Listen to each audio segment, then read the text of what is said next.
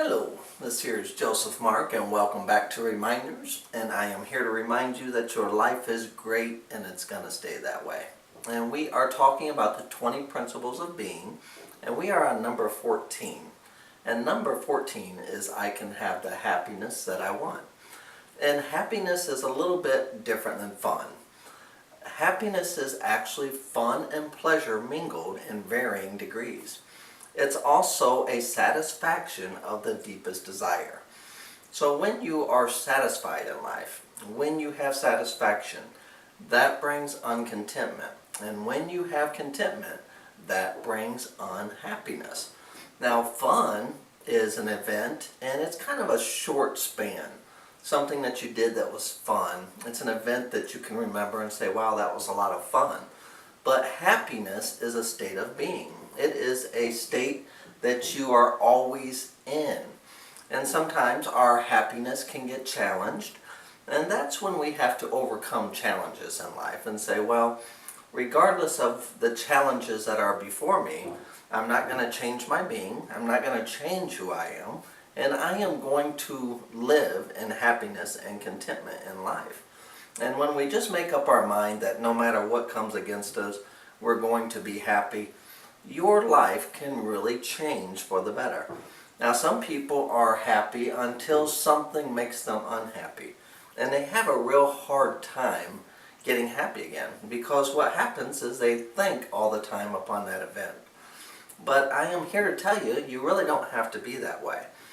It takes time, but you can actually reprogram your mind so that when you are challenged with events that make you unhappy, they might be unpleasant events, whatever they might be, physical, spiritual, mental, you can make up your mind to get over them rather quickly.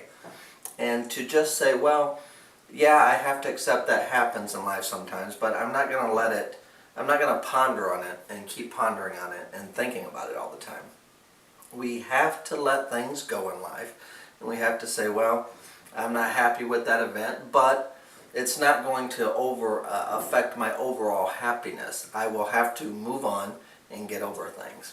And when you think about it, when you see people that are very unhappy in life, what happens is it's people that really will not let things go.